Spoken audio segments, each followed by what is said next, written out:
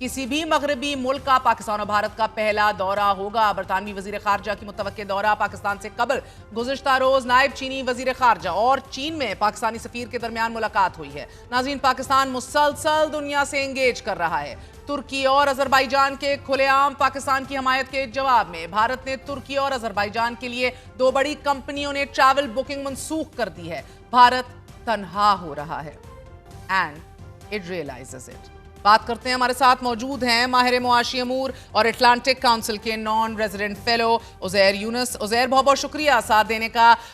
Trump का एक remarkable tour अभी जारी है मिडिल ईस्ट का और मेगा डील्स देख रहे हैं हम, वो स्ट्राइक कर रहे हैं and seems to be outfoxing China. Donald Trump America first की तजारती और सरमायाकारी पॉलिसी लिए गुज़िश्ता 3 दिनों से उज़ैर मशरिक़ वुस्ता की दौलत दोनों हाथों से समेट रहे हैं लगता है। अब सऊदी अरब और कतर से मजमूई तौर पर 1800 बिलियन के मुआहिदों के बाद ट्रंप जो है वो मुत्तहिदा अरब अमारात पहुंच चुके हैं। I was looking at press right now. Atlantic Council तो ये कह रहा है there has never been a US president visit to the Middle East like this one.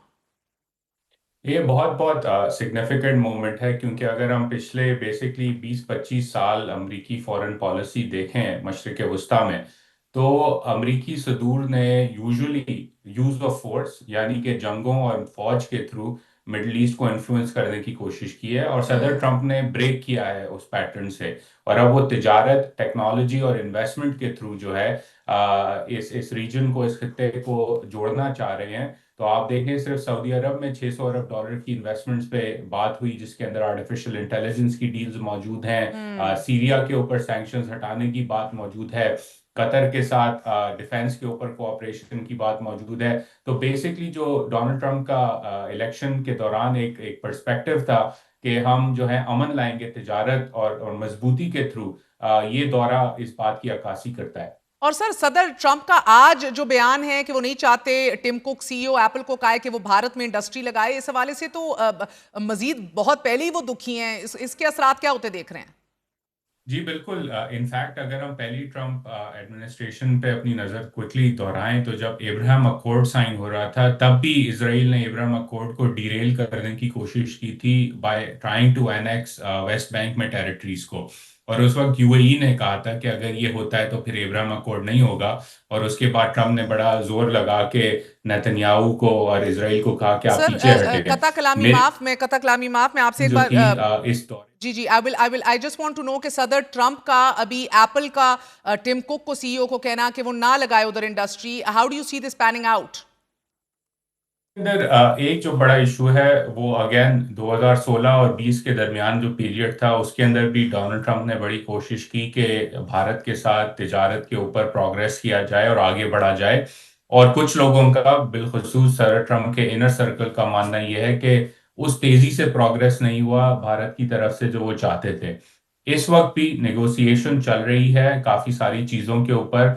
Bharat ने कुछ चीजों पे कंसेशंस ऑफर की हैं, लेकिन अगेन इनर सर्कल जो ट्रंप इंतजामिया का के करीब, डोनाल्ड ट्रंप के करीब के जो लोग हैं, उनका मानना यह है कि अभी भी भारत जो है वो आहिस्ता आहिस्ता बढ़ने की कोशिश कर रहा है और उस तरफ उस तेजी से आगे नहीं बढ़ रहा जिस तेजी से वो एक्सपेक्ट करते हैं। तो ये जो आप कॉन्वर्जेशन सुन रही हैं, इसकी एक वजह तो ये है कि वो चाहते हैं कि भारत और तेजी से ट्रेड अग्रीमेंट पे काम करे और आहिस्ता आहिस्ता ना चले, नंबर एक। नंबर दो, एक फिलोसॉफिकल व्यू है इस एडमिनिस्ट्रेशन का। और वो व्यू ये है कि पिछले 30-40 साल में अमेरिका ने चीन में मैन्युफैक्चरिंग लगाई, और उसकी वजह से अमेरिका को काफ़ी नुकसान हुआ, चाहे एम्प्लॉयमेंट की तरफ हो, मैन्युफैक्चरिंग की तरफ हो, या नेशनल सिक्योरिटी की तरफ हो।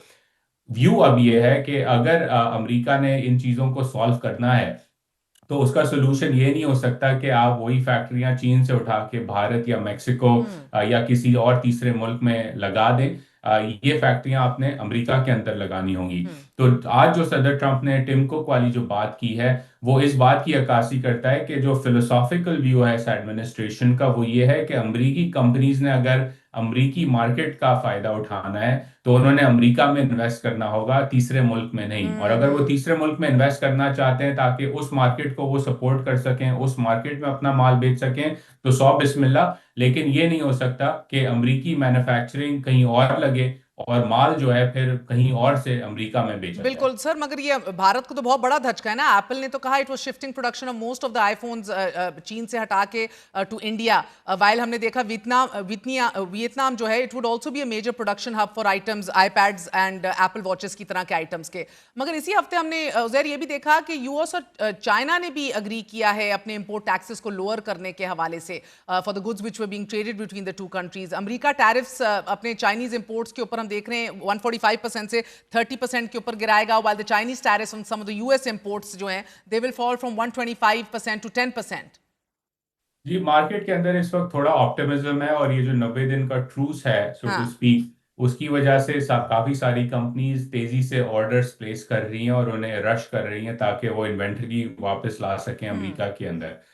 मैं समझता हूं कि ये जो इशू है स्ट्रेटेजिक कंपटीशन का अमेरिका और चीन का, ये रहेगा हमारे साथ। ये ट्रेड डील के बावजूद भी आगे बढ़ते आने वाले वक्तों में बढ़ता रहेगा for various reasons including national security issues और टेक्नोलॉजी के इश्यूज के ऊपर।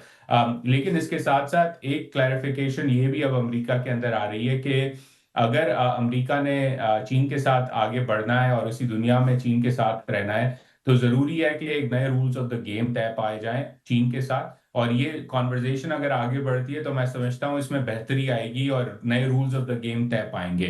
तीसरे ममालिक जिनमें भारत हो या जापान हो या साउथ कोरिया हो, इनके लिए इस प्रोग्रेस का जो रिस्क है वो ये है कि अगर अमेरिका चीन के साथ एक अच्छी डील कर देता है तो उनके ऊपर और ज्यादा प्रेशर होगा कि वो अमेरिका को और ज्यादा ऑफर करें। तो ये अब इंटरेस्टिंग होगा देखना कि चीन किस हद तक निगोशिएट करता है और किस तेजी से निगोशिएट करता है अमेरिका के साथ। और जो तीसरे ममालिक हैं जो खुद भी लाइन में लगे हुए हैं एक अग्रीमेंट के लिए, जिनमें पाकिस्तान भी शामिल है, अच्छी खबर है कि पाकिस्तान ने जी। भी ऑफर किया है जीरो टैरिफ ट्रेड एग्रीमेंट, तो वो किस तेजी से कंपैरेटिवली चीन के साथ आगे या अमेरिका और चीन के डायलॉग के एंड साथ आई साथ वाज जस्ट आगे कमिंग चलते टू हैं। दैट उजैर, क्योंकि दुनिया की जो प्रायोरिटीज और तरजीहात हैं वो तेजी से बदल रही हैं। हम देख रहे हैं इजारादारी की जंग जो है वो जोरों पर है right now. It's all about trade and economy. अब दुनिया की बदलती है सोच में जो आज पाकिस्तान ने अमेरिका को जीरो टैरिफ की बुनियाद पर दो तरफा तजारती मुआहदे की पेशकश की है, अब how are you looking at it given कि भारत भी अभी कहाँ है? It's pushing for economic options, they also have a huge economy. Will this affect Pakistan share in the US market?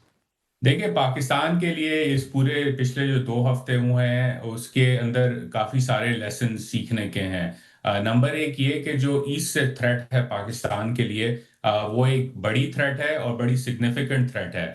और उस थ्रेट का मुकाबला करने के लिए पाकिस्तान को अपनी मईशत को तगड़ा करना पड़ेगा। मईशत को तगड़ा करने के 2-3 तरीके हैं। एक तो ये कि आपकी मईशत के अंदर जो टैक्सेशन का निज़ाम है उसको आपने फेयर और इक्विटेबल बनाना होगा। इस पर हम आपके शो पे पहले भी बात कर चुके हैं।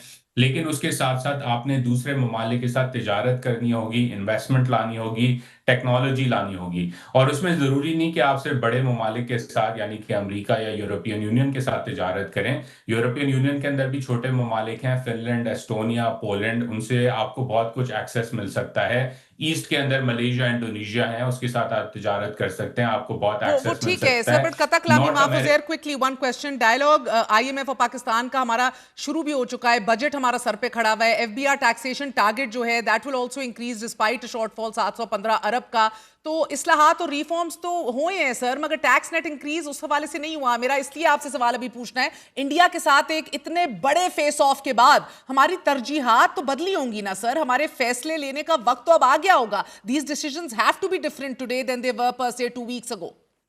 जी देखिए, इसके अंदर पहले तो बजट के हिसाब से अगेन आईएमएफ को मैं समझता हूँ कि हमें थोड़ी देर साइड पे रखना चाहिए। वो निगोशिएशन इंपॉर्टेंट है लेकिन ज्यादा इंपॉर्टेंट कॉन्वर्जेशन